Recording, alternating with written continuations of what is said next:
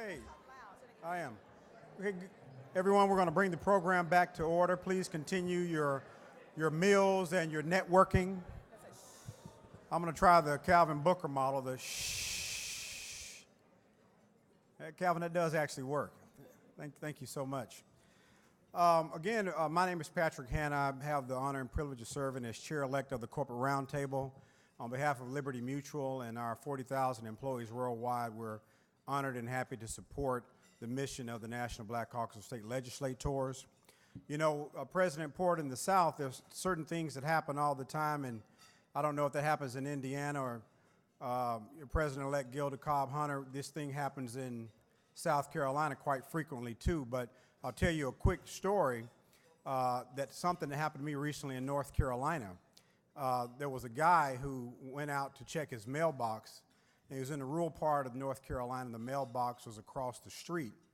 So he went across the street to check his mail, and there was a car coming over the hills. The car's coming real fast, and the guy's looking at the car. He said, well, let me step to the left to make sure this car doesn't hit me. So the car kind of merges to the left. So he said, well, let me step to the right. The car's coming incredibly fast. He said, let me step to the right. Car merges to the right. And he said, well, let me just stop in the middle of the road, and maybe this car will go past me. And so he stops in the middle of the road. The car comes to a screeching halt, and the window lets down, and it's a squirrel driving. And the squirrel said, it's not as easy as it looks. And so that's more for your MC today and this panel, but oftentimes these events are not as easy as they look, and it takes a team to bring them together. Please, you can use that one, Calvin. Please allow me to introduce our moderator of the panel, Ms. Likitha Anderson, Senior Manager with RAI Services. Our sponsor of this lunch, Likitha, has over 15 years of experience in the government and external affairs arena. She is currently Senior Manager of Federal Government Relations for RAI Services, where she is responsible for advancing the corporation's legislative objectives before members of Congress, the administration, and other policymakers. In addition, she is external affairs professional specializing in corporate branding and communications with non-traditional organizations.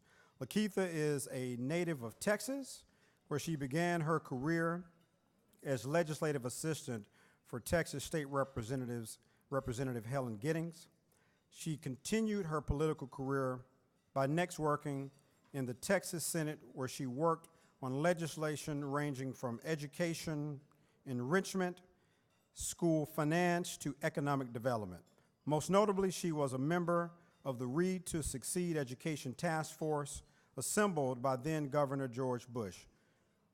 Shortly after leaving Texas, she later worked on the U.S. Senate campaign for former City of Dallas Mayor Ron Kirk in both Dallas and Washington, D.C. Please give a warm welcome for Ms. Likitha Anderson.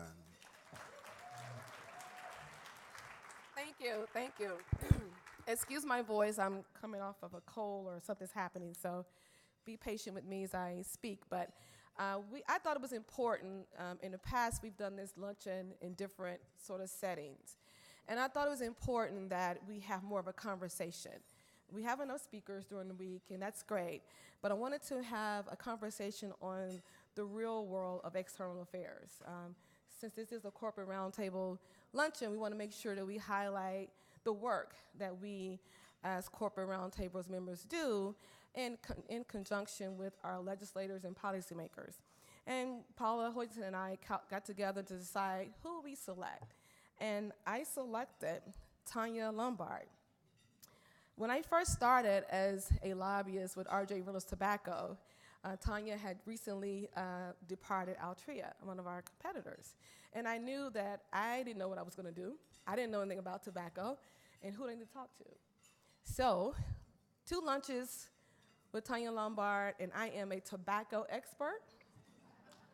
And I was able to follow in the footsteps of her and her colleagues, and I've always appreciated you help taking that time out for me, with me. So Tonya Lombard, our first guest. Tonya is a widely respected government relations and public policy executive with decades of professional experience and leadership in government and the private sector.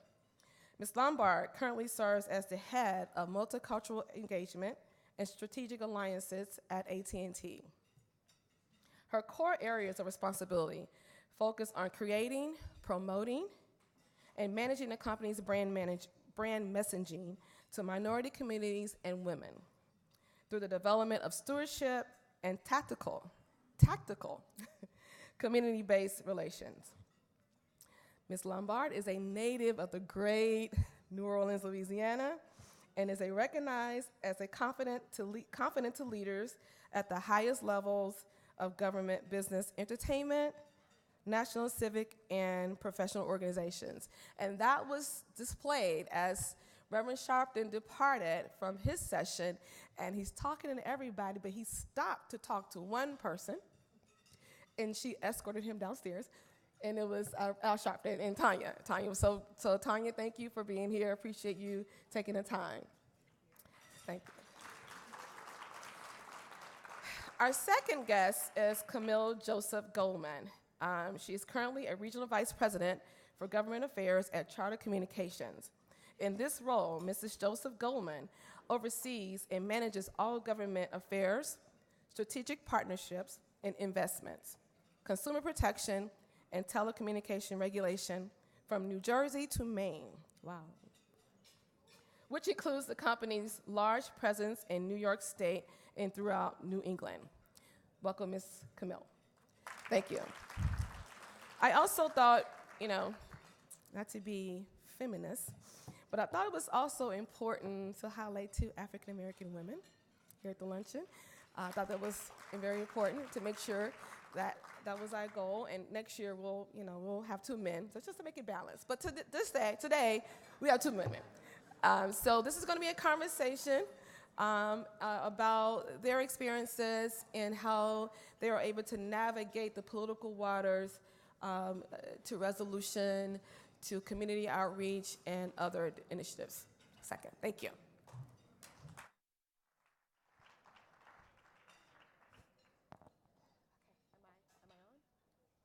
Am I on? Can you hear me? No? What about now?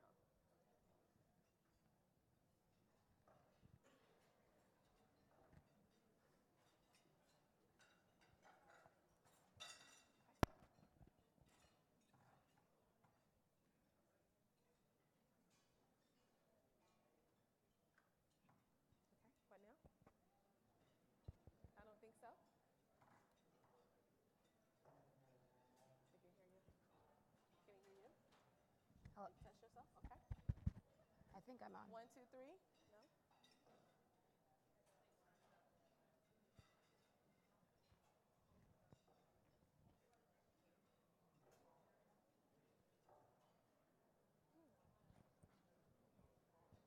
Let me just go over here too. Okay. All right. Okay. Okay.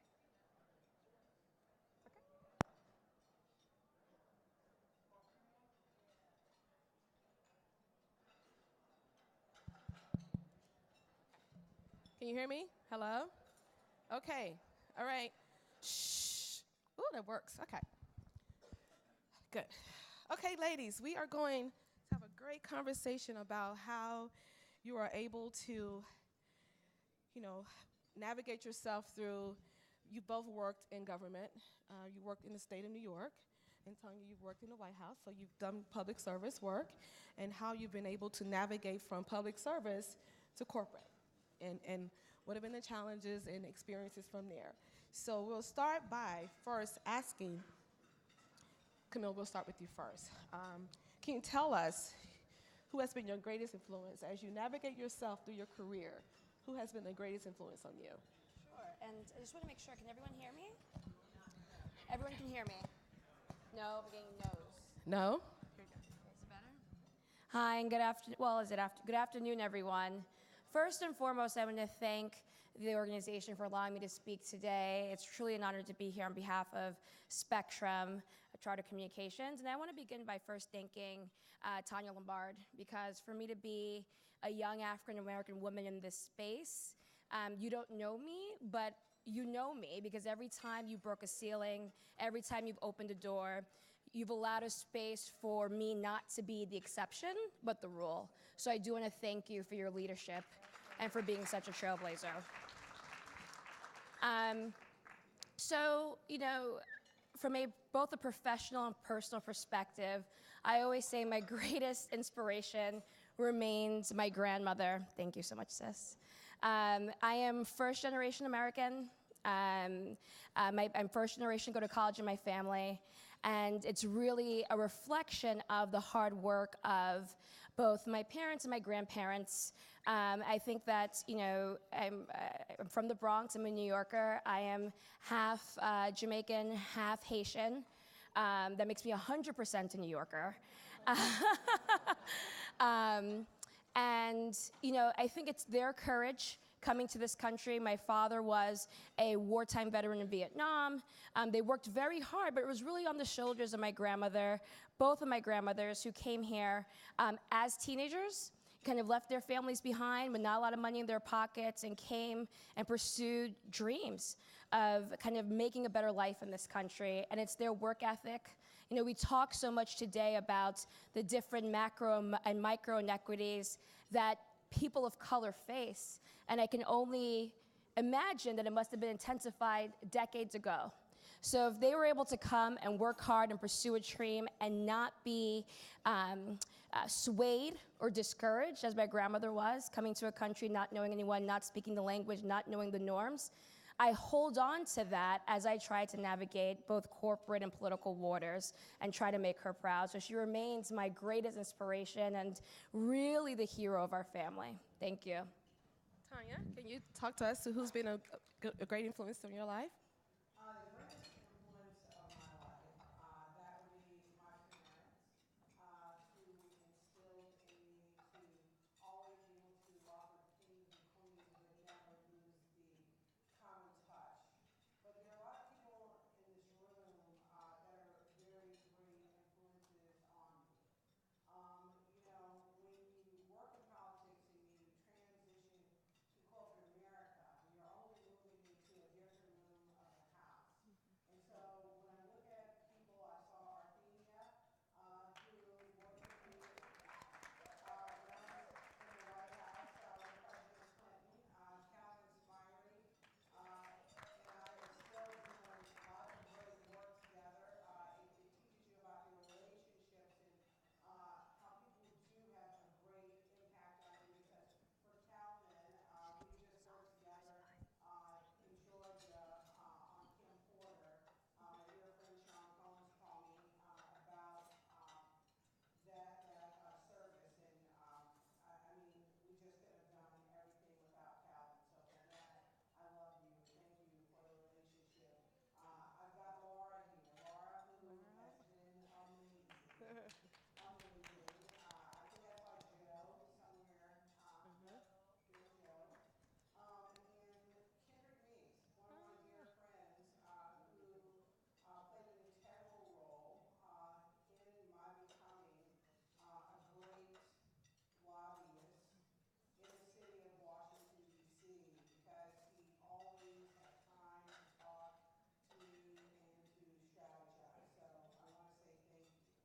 And also, I have a lot of stakeholders in here, current stakeholders, who are great influencers on me now. So I've got Dr. Big Chavis here, Ron Busby's here, Claudette Perry's over in the room. And I'm sorry if I've forgotten anybody, but, it does take a village in order for anyone to be great. So the Lombard way, my family has really had a dynamic impact on me. Long legacy in Louisiana, Louisiana versus the Supreme Court. What I do is not for show. I do it because it's just a part of my DNA. Thank you, Tonya. That's very good. And I agree that as we look around the room and we talk about our careers and we talk about, like you say, moving to the next room, You start as a public servant, maybe on a staff as a staffer, and you find yourself as an external executive or a corporate executive, and you always remember the lessons that you learn and those who invested in your career. And that's very important to pay homage to those who allowed the pathway for us to follow. With that, I'd like to understand from you, we work in a very tedious political world. And how do you maintain those relationships? And how do you, especially when you're on different sides of the issue? Sometimes, and we know this, and from your previous career and mine, that although you are friends, sometimes they're not supporters of your issue, but you have to remain your friendship. How do you do that? What lessons have you learned to enable you to do that? Well, in my capacity at AT&T, and I have my dear colleague, Theo Washington, who is the most dynamic NBCSL counterpart in person. He works directly with everyone here. But for me, you have to have the understanding when you're talking about policy, when you're talking about legislation, that we're going to have to agree to disagree at times. But it does not impact our relationships. And AT&T is different because when I look at legislation, when I look at policy, I'm looking at it from a myopic lens on how will this impact the community in which I've been charged to represent. So for me, I want to look at the community first. I want to understand where the company is with this. And I always go to the politicians, the legislators, and I let them know the truth about the issue. And I allow them to do what's best for them and for their constituency. It's just like with any relationship. We're not going to always agree on everything. And I have to respect that, and I hope that our relationship is strong enough to survive some legislation. And Camille, I am mostly a federal lobbyist, mostly. I do a few states, and I definitely represent the company with NBCSL, and you do a lot of state work. And states tend to move fast on their legislative priorities. How do you navigate that to make sure you're keeping your hand on your pulse on what's happening, but also being influential and, again, sustaining the relationships? Sure. Microphone again. Oh, can you hear me now? Wonderful.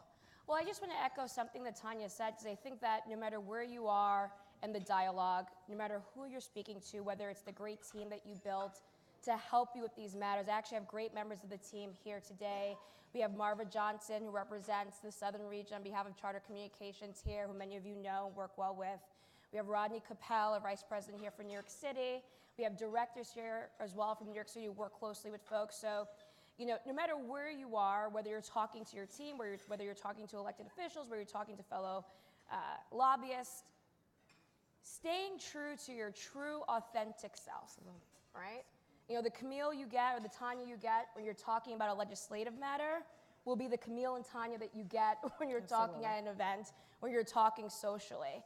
And I think for those, my tenure, my career, my professional trajectory is not as robust as Tonya's yet. But I have to say that, your roles may change and where you are in the conversation may change. As someone who represents Charter Communications, I kind of value the fact that we have a robust team of policy advisors and lawyers and folks to kind of instruct dialogue and messaging. But the candor of it all is, I represent Spectrum, I represent Charter Communications, but I represent my community as well.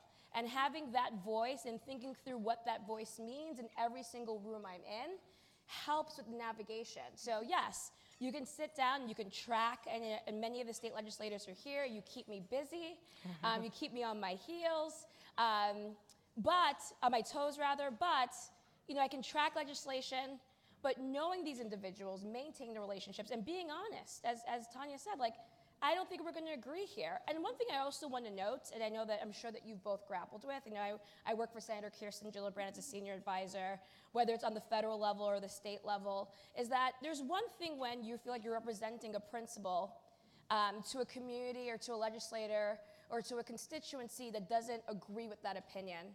But there's also the case where you're both representing an opinion that perhaps you personally don't agree with, right? For your company, for your principal. That's also jarring for the community. All these things are difficult, but I do think the key to navigating those waters is being your authentic self internally, raising that flag, raising the voice. The reason that I'm in the room is because I want to clearly note that, I may not look like everyone else in the room, and sometimes that's a benefit because through my eyes and through my lens, I can vocalize things and I can assess things that may be missed otherwise based on my experiences. And you do the same thing externally. And so I'm grateful for an amazing team and a great, amazing construct, but every single day, no matter how difficult it is, you kind of have to revisit what is true to yourself. And I think that's the only way to really be successful as you think through all these issues. And we've seen that happening time and time again. We've seen, Starbucks issues. We've seen Nike issues and how corporations are sometimes influenced by policy. How do you discern some of those issues? I mean, this job that we do and this relationship that we have takes a level of discernment, right? In order to decide which member you're going to talk to about what issue, and having the ability to know where they're going to be before you talk to them. Give me a couple of strategies that you use in order to articulate your position, even though you have to use your sense of discernment. How do you do that? Sure. Well, I think first and foremost, the engagement doesn't start with the issue, right? Mm-hmm. There's constant and continuous engagement, even when there's not something or subject matter or priority for you. Mm-hmm. And so, I think that any legislator is often wary when they hear from someone like me, only when it's a fire drill. There's a red flag. Right. Camille's on the phone, there must be something wrong. This is the only time I hear from her. It should be comforting to know that you're going to hear from a member of Charter Communications. You're going to hear from me when there's good news, when there's work to be done, when I notice and think through kind of things that you're doing in your community that I think our company can partner with, that I may have a personal interest in, There's a difference when there's someone like me sitting in an office who looks like me and may gravitate to investments that are focused on young women and women of color, right? Investments that help African American males stop recidivism in a way that still speaks to our company's true message and links up with the priorities on the ground.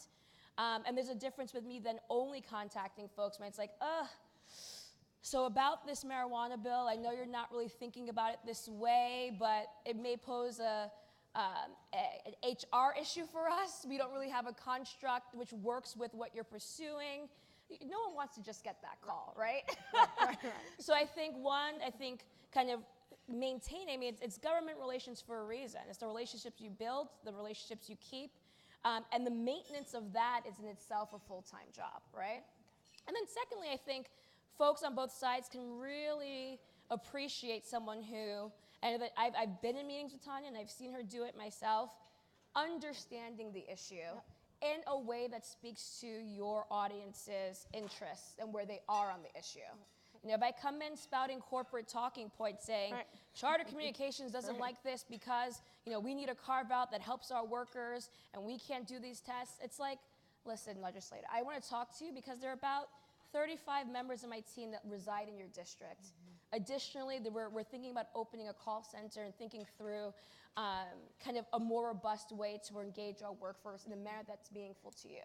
And so let's have a conversation to ensure that as we're thinking through policy, as we're thinking through legislation, that I'm both assisting your efforts, but you're understanding mine. I think, Charter Communications, when folks think of us, particularly at this event, we're a cable provider, we're a technology innovator, internet and voice, but we employ so many people, and Tonya can say the same, on so many different levels, You may not know me, but you may know your technician.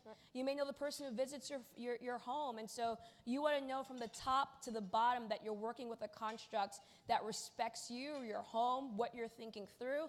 Legislators are customers.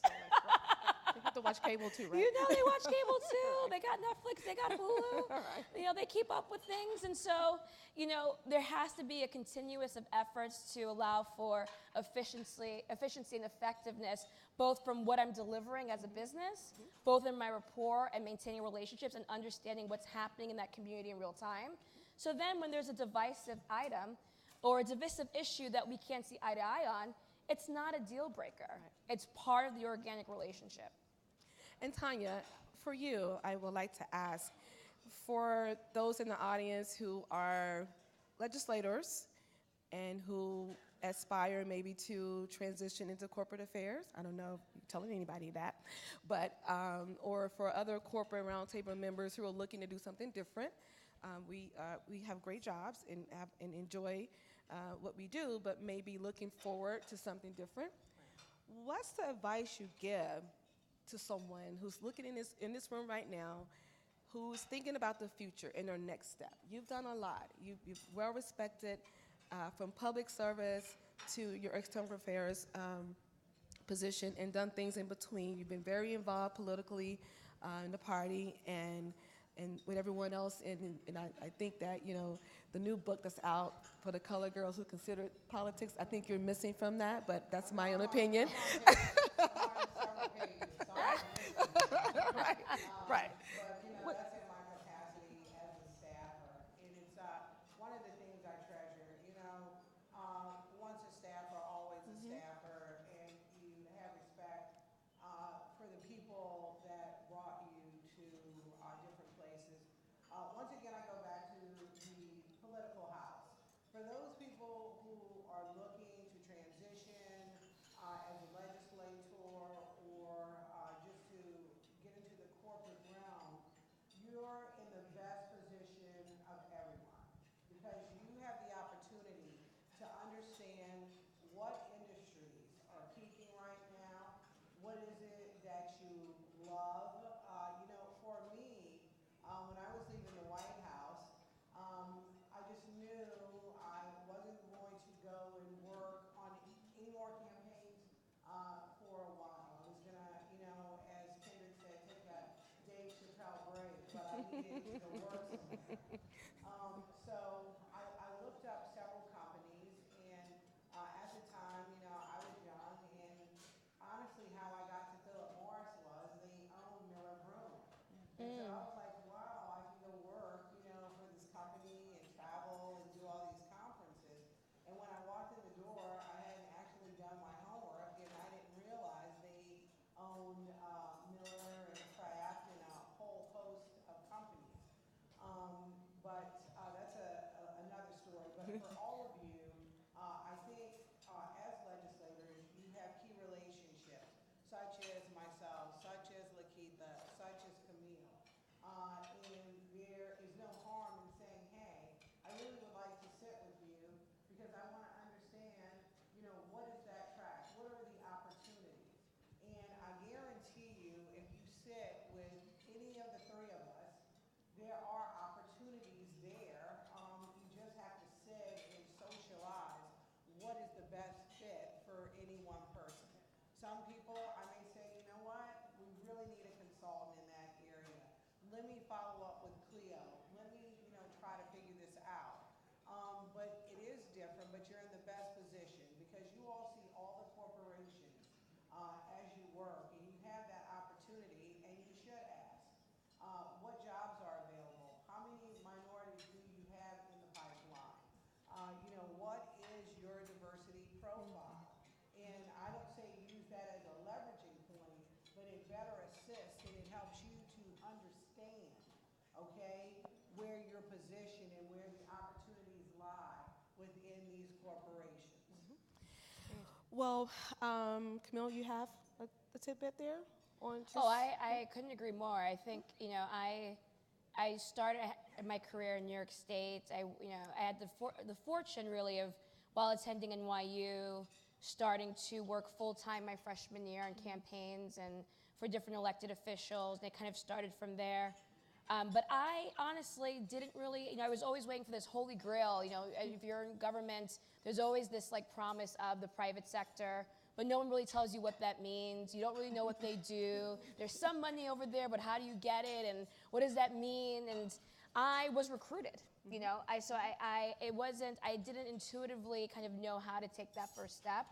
I was the New York City's youngest deputy comptroller, and I was very happy in that role, and I was excited, and then I had a huge team, and I was like, this is where I want to be.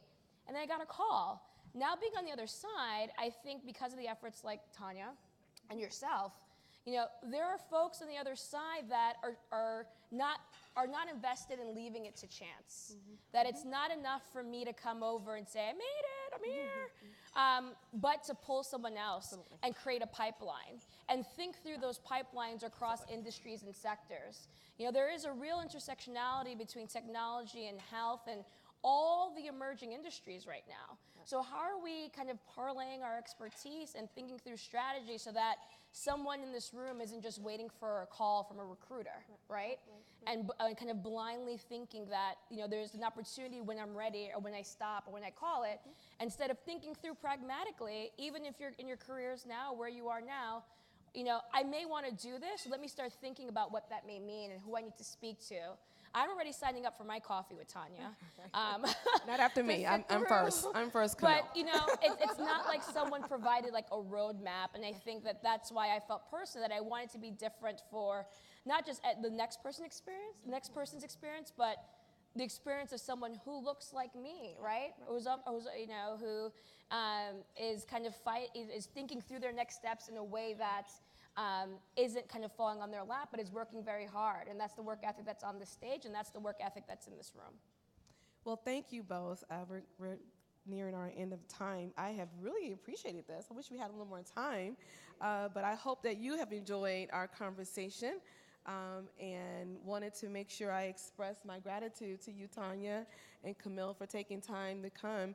I think that, you know, as I said before, we wanted to make sure the Corporate Roundtable and Luncheon is something that is a little different, and it speaks to our corporate perspective and how it is in conjunction with the legislators and policy. And also just to hear 3 dynamic Black women on the stage talk to our audience, right? Right? Thank you for your patience and listening to us, and we appreciate your attention. I didn't hear a lot of forks, which is good, so you were listening. I think that's it for us. Thank you, both of you. Thank you very much. Yeah. Thank you so much, Likitha, as well as the panelists. Let's give a warm round of applause to this dynamic panel. And looking at the talent in the room, Likitha, the brothers are totally happy to let the sisters lead it again next year. So please continue your leadership. At this time, we'll bring up our chair, Paula Horsington, for closing remarks, and then we'll have the benediction. Paula?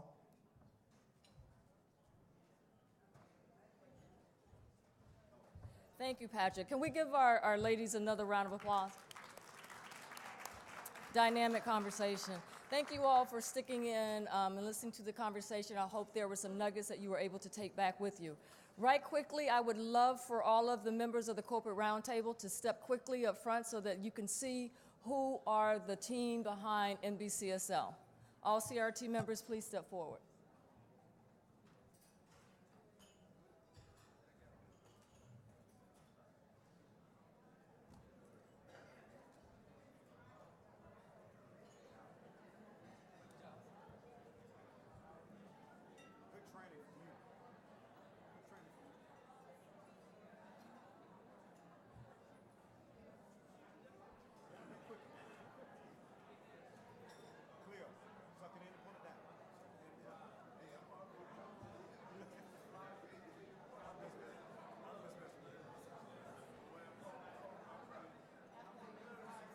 We're losing people.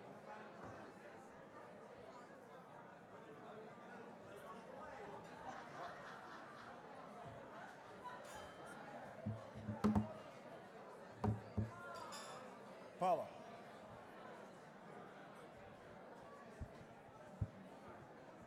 All right.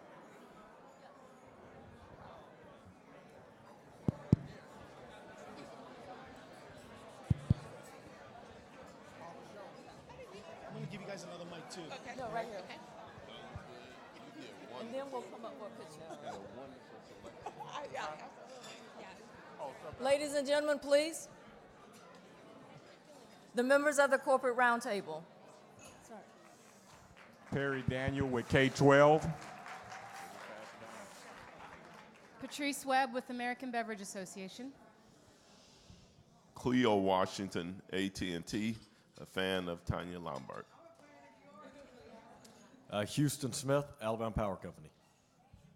Darren Reed, K-12. Gwen Moore, Jim Communications Group. DeKasha Winton, Blue Cross Blue Shield of Tennessee. Nate Miles, Eli Lilly and Company. Atiba Majoon, Pfizer. LaShonda Kennedy, American Heart Association. Tammy Brown with Merck. Joe Armstrong, Alliance for Healthcare Sharing. Melissa Bishop Murphy, Pfizer. Danica Thompson, McGuire Woods Consulting. Ron Hicks, Advance America. Nelda Gums, NCTA. Likitha Anderson, RAI Services. Kristen Givens with State Farm. Yvette Williams, Johnson & Johnson. Olivia Lang, CVS Health. Barbara Amon Kushner, Amon Corporation, Construction Managers, Buildings Transportation and Disaster Recovery. Harry Anastopoulos, CTIA. Anita Lewis, AmeriHealth Caritas in Philadelphia. Shamir Greenaway, AmeriHealth Caritas in Philadelphia. Calvin Booker, Waste Management Corporation. Marva Johnson, Charter Communications. Rodney Capel, Charter Communications, fan of Camille Joseph. Chip Burpee, Intuit. Helen Brooks, FedEx Corporation. Vicki Walton, Novartis Pharmaceuticals. Ashley Calabrese, Novartis Pharmaceuticals. Matthew Gilbo, Novartis Pharmaceuticals. Sinead Tracy, Christian Care Ministry and the Alliance for Healthcare Sharing Ministries. George Hulse, Health First Insurance Company, New York. Yolanda Cash Jackson, Becker. Thank you. And I'm Paula Hoisington with Net Communications. Ladies and gentlemen, this is your corporate roundtable for the National Black Caucus of State Legislators.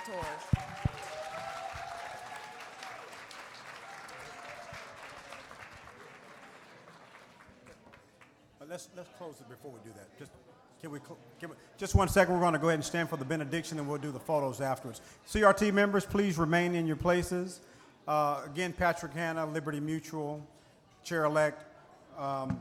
We're going to get ready to do the benediction, so everyone would please stand for the benediction. Everyone, please stand for the benediction.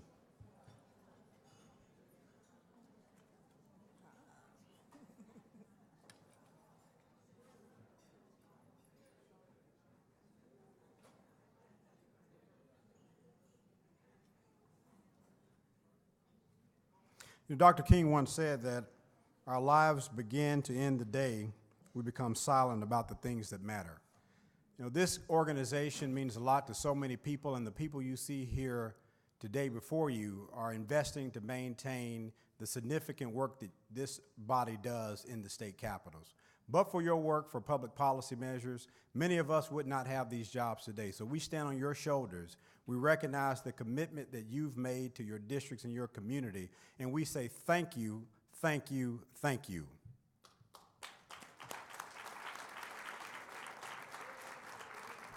Thank you, Lord, for your presence with us today. As we depart from this space now, we ask you to bless us throughout the remainder of the day and guide us safely home. Do not let the learning and conversations of this gathering die, but instead, may they continue to ruminate within us and bear fruit in our ministries throughout the year. Until we find ourselves together again, we ask this in the name of Jesus and in the power of the Holy Spirit. Amen. CRT members are going to do pictures. You guys stay in your places, and he'll lead us. We're released for the remainder of the session. Thank you.